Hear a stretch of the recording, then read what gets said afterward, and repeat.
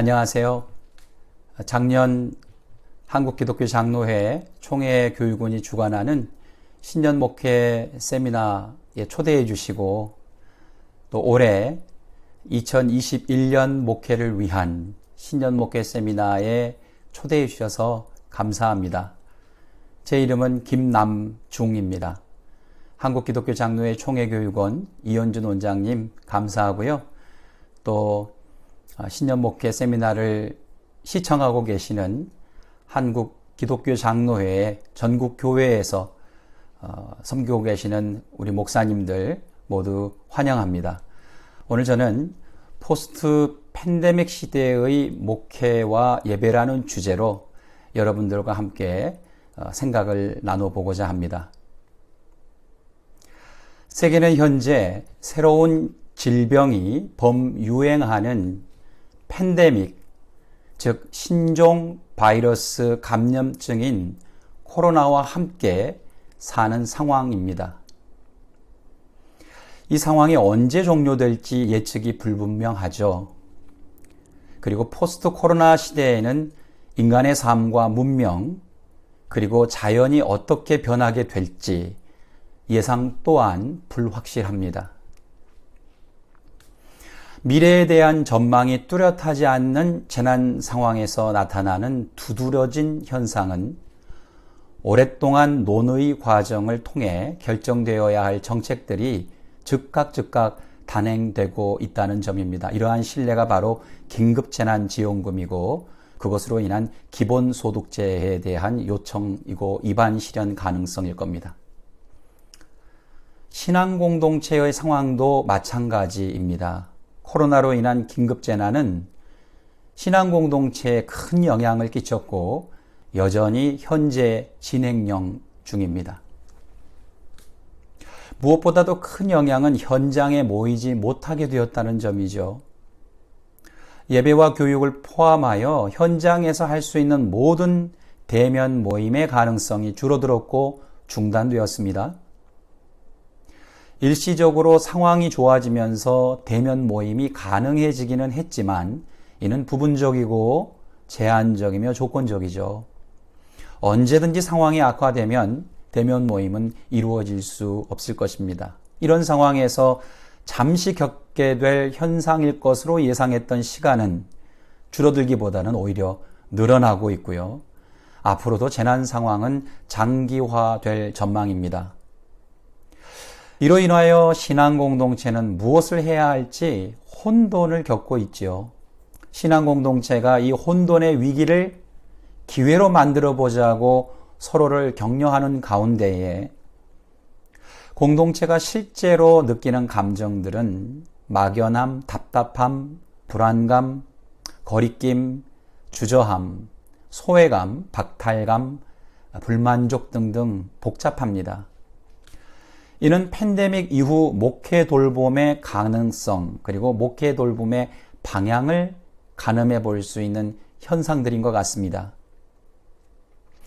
특히 예배와 설교의 장소가 현장에서 온라인 공간으로 옮겨가면서 겪는 목회자와 회중의 경험들은 낙관과 긍정보다는 복합적인 감정들이 엉켜있는 비관과 부정평가가 더 많습니다. 또한 현장이 아닌 낯선 온라인 예배 공간에서 선실행 후 논의해야 하는 상황들이 재현되고 있습니다.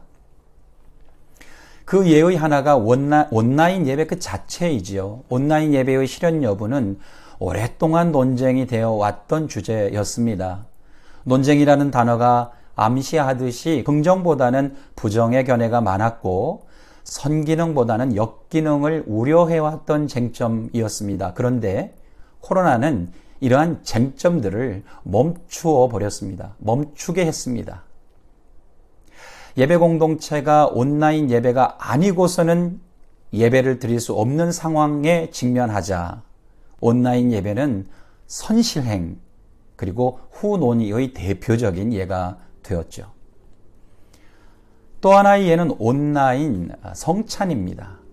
현장 예배에서 성찬식을 매주 혹은 매달 한 번씩 해왔던 예배 공동체들은 현장 예배처럼 온라인 예배에서도 성찬식을 지속하는 공동체와 온라인 예배 공간에서의 성찬식을 잠정 중단하는 공동체로 구별되었습니다. 각 교단의 반응들도 참 다양하죠. 미국을 예로 든다면 찬반을 해야 하는 논의의 대상으로 온라인 성찬식을 보지 않고요. 현장 예배처럼 당연히 온라인 공간에서 성찬식을 해야 하는 것으로 받아들이는 제자회, 그리고 미국 연합 그리스도의 교회가 있습니다. 그리고 신중한 견해와 함께 온라인 성찬을 팬데믹 상황에서 유연하게 대처하려는 미국 장로교와 연합감리교회가 있습니다. 반면 온라인 성찬식에 대한 여러 가지 신학 관련 쟁점들을 조명하면서 온라인 성찬에 반대하는 견해를 가진 교단들이 있고요. 아직 교단의 입장을 명확하게 정리하지 못한 상태에서 오히려 지역교회 예배 공동체의 판단에 맡기는 경향을 보이는 교단들도 있습니다. 한국의 교단들은 어떤가요? 이러한 상황들의 공통점은 코로나 상황에서 온라인 성찬식 또한 선실행, 그리고 후논의의 과정을 겪고 있다는 점입니다. 몇 개월 전만 해도 예배 공동체들은 코로나 발생 초기에는 코로나 이전 시간으로의 회귀를 소망했습니다. 그리고 과거로 돌아가는 것이 가능할 것이라고 기대했습니다. 그러나 상황이 장기화되고 과거로 다시 돌아갈 희망이 약화되면서 신앙 공동체들은 새로운 목회, 새로운 예배, 새로운 설교, 새로운 성찬식 혹은 성례전의 길을 걸어가기 위한 이정표가 필요한 상황이 되었습니다. 이런 상황에서 제가 신년 목회 세미나에 초대를 받은 것 같습니다. 안타깝지만 이미 길을 잃어버린 교회들이 있습니다. 다행히도 길을 계속 찾고 있는 교회들도 있고요. 남들이 걸어가지 않는 길을 개척하고 없는 길도 새롭게 열어가는 교회들이 있습니다. 가슴 설레이게도요, 길이 끝나는 곳에 길이 되는 교회들도 있습니다. 이 포스트 팬데믹을 살아내어야 하는 신앙 공동체가 어떤 길과 마주되어야 할지 선택할 수 있도록 제 강연이 우리 목사님들에게 작은 도움이 되면 좋겠습니다. 우선 온라인과 하이브리드와 디지털이라고 하는 단어에 대해서 좀 생각을 해보시죠.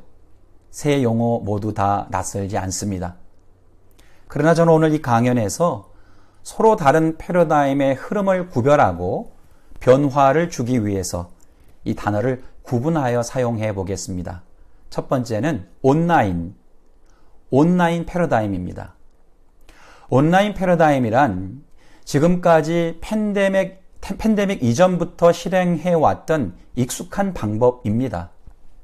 설교 음성 파일 혹은 동영상 파일을 교회 홈페이지에 올리거나 찬양대의 동영상 파일을 교회 홈페이지에 게시하는 방식이죠.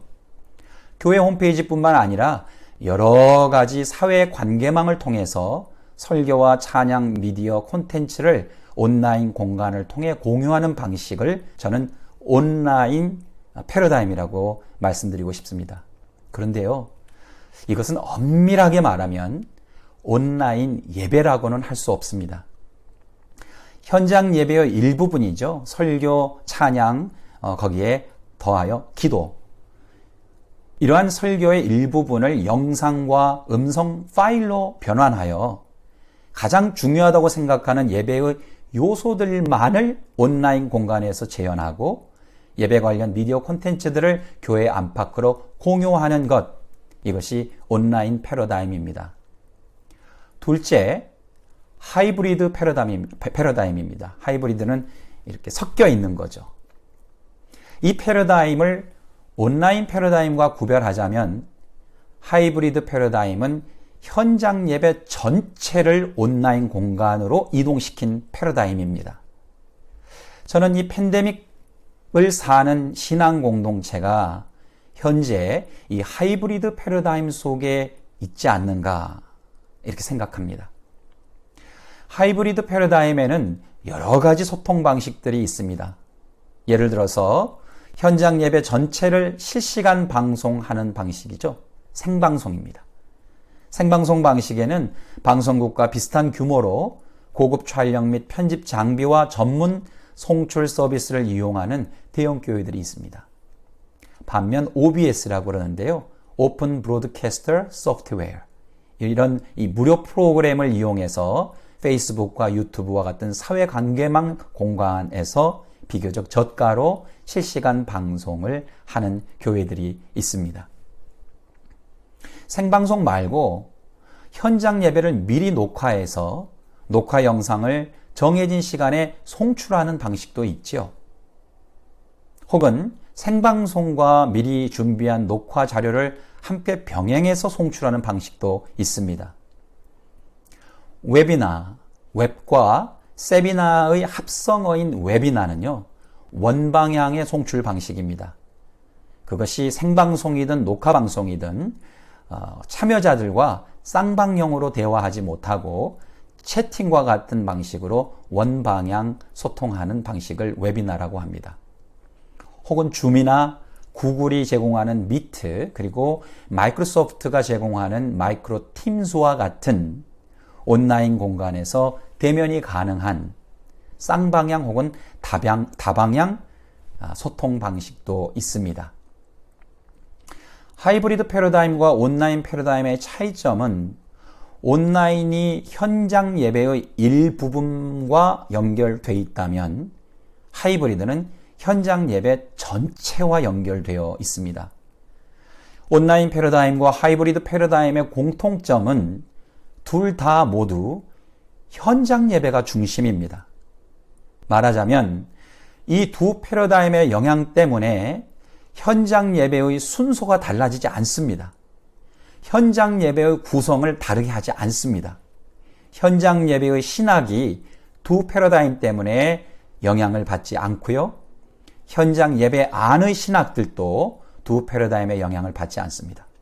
두 패러다임 모두 현장 예배의 부분과 전체를 카피해서 복사해서 붙여넣기 하는 방식의 패러다임입니다.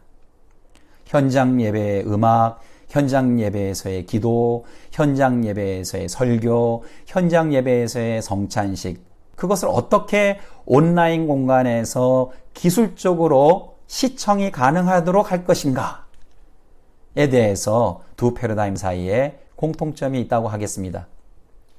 그런데 이것을 제가 좀 과격하게 표현하면요. 온라인과 하이브리드 패러다임은 현장 예배를 위한 도구와 수단에 불과하다.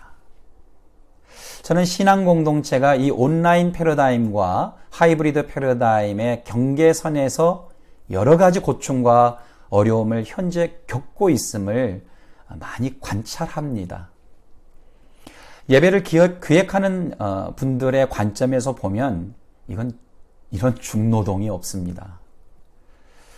현장 예배 준비뿐만 아니라 예배 전체를 온라인 패러다임, 하이브리드 패러다임으로 재구성해야 하고 추가 작업을 해야 합니다. 팬데믹 이전에는 현장 예배에만 집중하면 되었을 일을 이제는 현장 예배의 온라인화, 하이브리드화에도 시간과 정성을 많이 들여야 합니다. 이는 산술적으로 2배의 노동이 아니고요. 실제로 저도 경험을 해보니까 5배에서 좀 과장되게 10배 이상의 예배를 준비하는 일과 시간의 양이 늘어나더라고요. 이로 인하여 매주마다 2가지 형식의 예배를 신경 써야 하는 분들은 몸과 마음이 지치고 에너지가 소진됩니다. 이를 탈진이라고 표현해도 지나치지 않을 것 같습니다. 특히 현장 예배 전체를 온라인화하는 과정에서의 기술 습득이 각 신앙 공동체의 고충으로 나타나고 있습니다. 새로운 형태의 온라인 예배 환경을 적응하기도 어려운 상황인데 온라인 예배 환경을 구축하기 위하여 많은 시간을 들여 지식과 정보를 습득하는 과정은 정말 결코 쉬운 일이 아닙니다. 아울러 촬영과 편집 기술 그리고 저작권법에 저촉되지 않는 범위 내에서 시각 자료들 그리고 영상 자료들 또 이런 것들의 디자인과 친숙해지는 것이 만만치 않죠. 그래서 서로 전혀 다른 이 물리적 장소와 사이버 공간에서 동시에 드려지는 현장 예배와 온라인 예배를 준비하는 과정에서 예배를 준비하는 개인 혹은 팀은 여러 종류의 스트레스에 시달리고 있습니다. 신앙 공동체는 어떨까요?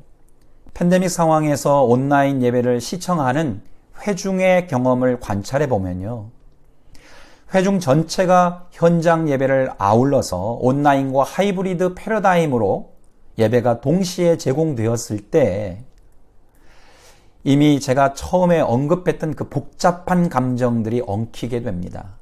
이 복잡한 감정들이란 막연함, 답답함, 아쉬움, 불안감, 거리낌, 주저함, 소외감, 박탈감, 불만족, 그리고 섭섭함도 포함됩니다.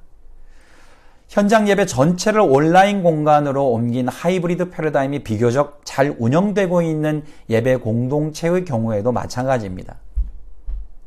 회중의 참여도는 현장 예배의 경우와 비슷하고 온라인 공간에서도 현장 예배의 방식을 거의 유사하게 따라가더라고요.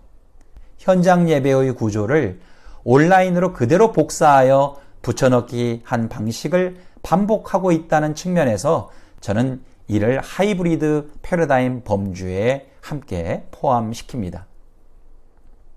셋째는 제가 포스트 팬데믹 시대를 살아가는 신앙 공동체에게 제시하고 싶은 패러다임이에요.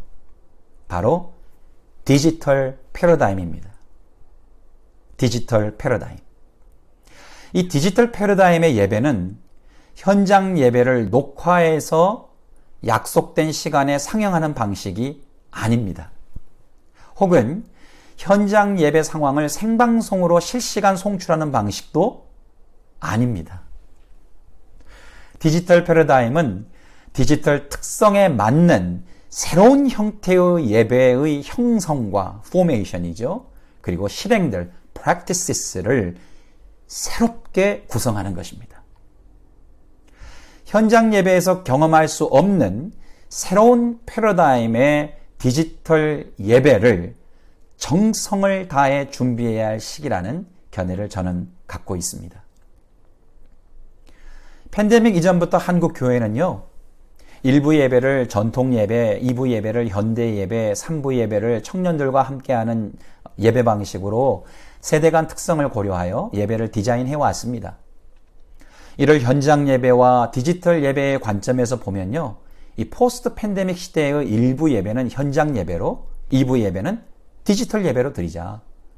오전과 오후는 현장 예배로 드리고 저녁 예배는 디지털 예배로 드리자. 혹은 주일은 현장 예배를 드리고 평일에는 디지털 예배로 예배의 특성을 구별하여 디지털 패러다임의 예배 구조가 코로나 상황이나 코로나 상황 이후의 예배에서 독립적으로 자리 잡아야 한다는 것이 저의 견해입니다. 온라인 예배가 당분간 있을 현장 예배의 대안과 보조라는 인식의 한계에서 벗어나야 합니다. 그리고 현장 예배의 구조를 디지털 예배 구조에서 그대로 복사하여 붙여넣기 하는 방식을 극복해야 할 전환기에 신앙 공동체가 서 있다고 저는 말씀드리고 싶습니다. 포스트 팬데믹 시대에는 현장 예배와 디지털 예배가 독립적으로 존재해야 하고 예배를 준비하는 개인과 팀도 예배의 특성에 맞게 독립적으로 각각 구성되어야 합니다. 이에 더하여 저는 현장 대면 예배와 디지털 대면 예배로 달리 표현함으로써 디지털 대면 예배의 특징을 좀 더 구체적으로 설명하고 싶습니다. 현장과 디지털 다음에 제가 대면을 추가한 이유는요, 현장에서는 만날 수 있고 온라인에서는 만날 수 없다. 현장은 대면이고 온라인은 비대면이다라는 이 인식에서 벗어나고 싶기 때문입니다.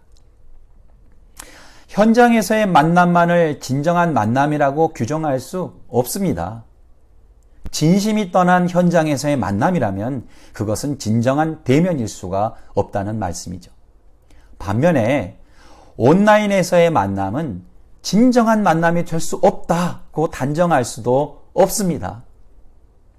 온라인 공간에서 서로 웃고 서로 울고 서로 떠들고 서로 침묵하고 서로의 감정을 공감하면서 눈을 마주치고 진심을 다해 온라인상에서 공간에서 소통한다면 어찌 그와 같은 만남을 대면이 아니라고, 그것은 대면일 수가 없다고 단정할 수가 있겠습니까?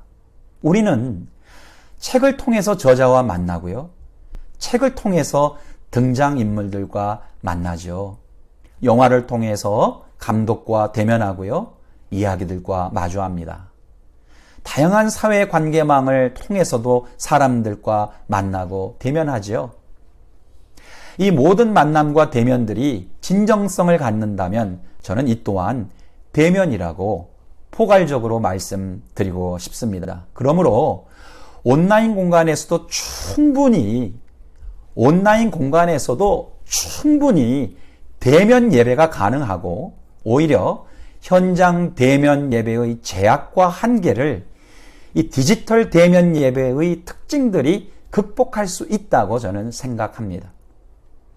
예를 들어서 Zoom, ZOOM이라고 하는 온라인 공간에서요, 사람들이 만나면 말 그대로 대면입니다. 대면. 서로가 서로의 얼굴을 마주보고 심지어 자신이 자신의 얼굴과도 마주 대합니다. 대면합니다. 이를 예배신학의 관점으로 해석하면 개인이 개인과 개인이 공동체와 개인과 공동체가 하나님과 대면하는 예배가 온라인 공간에서도 가능하다는 뜻입니다. 실제로 제가 줌으로 하루에 6시간씩 총 열흘 10일간의 수업을 마치고 학생들로부터 받은 피드백들이요, 이 대면에 대한 이해를 돕는 데 도움이 될 것 같습니다. 몇몇 학생들의 평가 중에 한 3개를 읽어드리겠습니다. 온라인 수업 공간이 치유의 공간이었습니다. 줌으로 수업하는 내내 제 자신의 태도와 수업에 임하는 제 자신의 얼굴 표정을 볼 수 있었습니다. 제가 공부할 때 이런 태도와 이러한 시선으로 사람들을 바라보고 가르치시는 분을 바라보고 듣고 말하는 모습을 처음 보았습니다. 여러 가지로 화면 앞에 비추어지는 제 자신의 모습을 대면하면서 생각할 수 있는 시간들이 많았습니다. 줌 공간에서 온라인 수업을 하는 내내 서로의 얼굴을 마주보니 현장 대면 수업보다 오히려 동료 학우들의 임재와 부재를 더 가깝게 느낄 수 있었습니다. 이는 현장 수업에서는 경험할 수 없는 새로운 느낌이었습니다. 그렇다면 여러분, 포스트 팬데믹의 시대적 상황이 요청하는 디지털 패러다임의 특징은 무엇일까요? 제가 영상을 1부, 2부, 3부로 준비할 건데요. 1부에서는 이 부분까지 살펴보도록 하겠습니다. 이 패러다임, 디지털 패러다임의 특징을 이해할 때 이 패러다임에 기반한 신학과 목회, 예배, 설교, 성례전에 대한 이해를 보다 더 명확하게 할 수 있을 것으로 저는 기대합니다. 디지털 패러다임의 특징들을 저는 5가지로 여러분들에게 말씀드리고 싶습니다. 첫 번째, 디지털 패러다임의 첫 번째 특징은 가변성, 혁신성 혹은 유연성입니다. 두 번째 특징은 공유성입니다. 세 번째 특징은 편재성입니다. 네 번째 특징은 유기적 연결성입니다. 다섯 번째 특징은 전인적 예술성입니다. 여러분, 제가 여러분들에게 원고를 써서 쓴 글을 여러분들에게 총회 교육을 통해서 전달해 드릴 테니까 그것을 꼭 참고하시기 바랍니다. 마치 시각, 청각, 촉각, 후각, 미각으로 구성된 우리 몸의 오감처럼요, 이 디지털 패러다임의 5가지 특징들이 우리 몸의 오감에 해당됩니다. 흥미롭게도요, 이 디지털 패러다임의 5가지 특징들은 신학, 삼위일체 하나님의 현존과 유사합니다. 앞에서도 언급했듯이 신학, 목회, 예배, 설교를 모두 디지털 패러다임의 5가지 특징들과 연결하여 생각한다면 많은 통찰력을 얻을 수 있으실 겁니다. 우선 신학에 대해서 한번 생각해 보죠. 첫째, 삼위일체 하나님의 임재는 가변적이고 혁신적이며 유연합니다. 이는 삼위일체 하나님의 고유한 임재 방식이죠. 성부 하나님께서 성자 예수로, 성자 예수께서 성령 하나님으로, 성령 하나님께서 성부 하나님으로 자신의 존재 방식을 혁신적으로 변화시키고 유연하게 임재하십니다. 예수님의 변화산 상에서의 변형 사건이 이러한 예에 해당할 수 있겠습니다. 하나님은 모세에게 떨기나무 불꽃 가운데 임재하셨습니다. 선지자 엘리야에게는 세미한 음성으로 임재하셨습니다.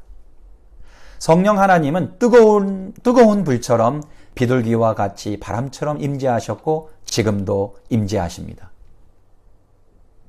예수께서는 인간의 몸을 입고 오셔서 이 땅에 함께 사셨고 함께 먹고 함께 마셨습니다. 유형과 무형, 장소와 공간 어디에서나 삼위일체 하나님은 임재하시고 공존하십니다. 이는 디지털 패러다임에 제가 말씀드린 가변성, 혁신성, 그리고 유연성의 특징을 잘 보여주고 있습니다. 둘째로요, 삼위일체 하나님의 관계는 막힘이 없고 서로에게 개방적으로 열려 있습니다. 서로 유기적으로 연결되어 있습니다.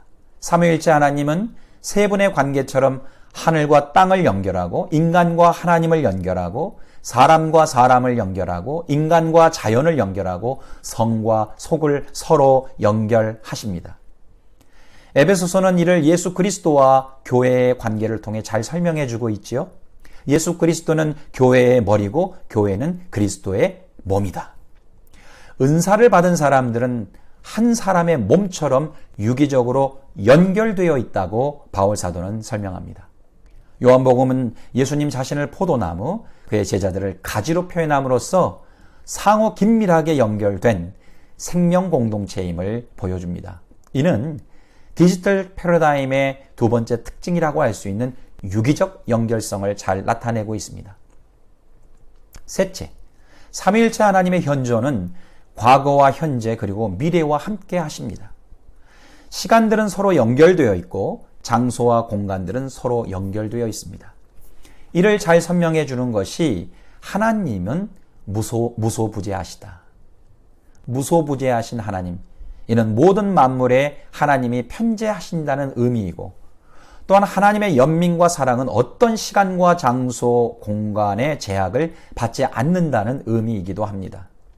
이를 달리 표현하면 영원하신 하나님, 하나님의 영원성이죠. 이는 디지털 패러다임의 편재성을 잘 나타내 줍니다.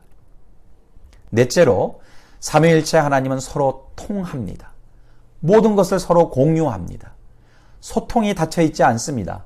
상호 공감하며 공명하며 조율합니다. 이 공유의 핵심은 연민과 사랑입니다. 이를 한국어로 설명하면 애끓는 마음, 애타는 마음, 애간장이 녹는 마음, 스플랑크니조마이가 그런 의미라고 합니다. 삼위일체 하나님은 연민과 사랑을 공유합니다. 그리고 이 이야기는 특별히 요한 1서에 가득 차 있습니다. 공유의 다른 측면은 나눔이지요. 삼위일체 하나님은 특별 계시와 일반 계시를 통해 우리와 모든 것을 나누고 드러내십니다. 소통은 일방적이지 않고 쌍방적입니다. 다양한 방식으로 우리와 소통하시고 다양한 방법으로 자신의 계시를 드러내십니다. 이는 디지털 패러다임의 특징인 공유성을 잘 나타냅니다. 마지막 5번째 특징인 전인적 예술성은 삼위일체 하나님 사역의 가장 뚜렷한 특징이기도 합니다. 없음에서 있음을 창조한 사건 자체가 예술 아닙니까? 이와 같이 예술은 무에서 유, 죽임에서 살림, 혼돈에서 질서를 형성해가는 창조적 긴장의 연속입니다. 1956년에 출판된 에릭 프롬이 쓴 The Art of Loving을 사랑의 기술로 번역했는데요.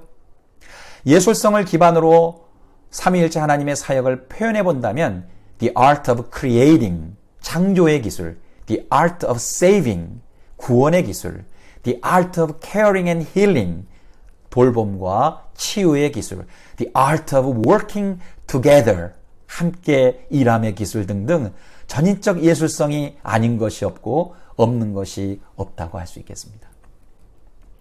예수님의 가르침 가운데 예화들과 비유들은 예술적이지 않은 것이 없을 정도로 풍부한 상상력을 불러일으키죠.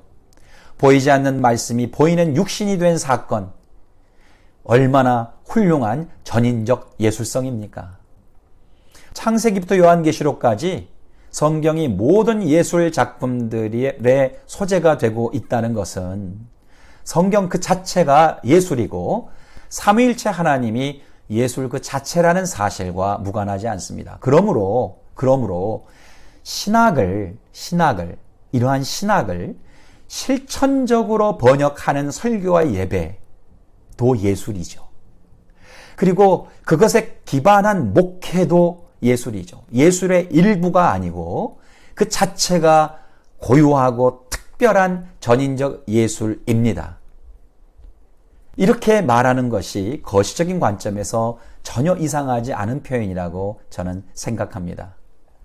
삼위일체 하나님은 관계적 측면에서 전인적 예술성의 극치를 보여주고 있으며 온 우주 만물을 계시의 소재로 활용한다는 측면에서 또한 전인적 예술성의 아름다움을 보여준다, 이렇게 생각합니다.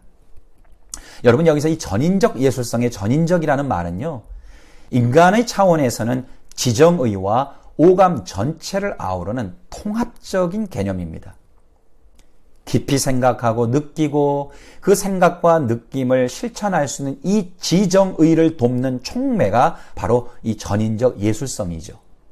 보고 듣고 만지며 냄새 맡고 맛볼 수 있는 전체 감각이 살아나고 통합적으로 경험될 수 있도록 돕는 과정이 전인적 예술성입니다. 이 전인적 예술성은 인위적으로 만들어지는 것이 아니고요, 가장 자연스러운 거예요. 가장 자연스러운 것. 디지털 패러다임은 바로 이러한 전인적 예술성의 특징을 잘 나타내 주고 있습니다. 디지털 패러다임의 특징 5개, 가변성, 혁신성, 유연성이 하나고요. 연결성, 공유성, 편재성, 그리고 전인적 예술성. 이 특징을 잘 여러분들 기억하고 계시기 바랍니다. 그럼 2부에서는 디지털 목회와 목회 돌봄의 패러다임인 숨과 쉼의 신학에 대해서 좀 더 깊이 알아보도록 하겠습니다. 감사합니다.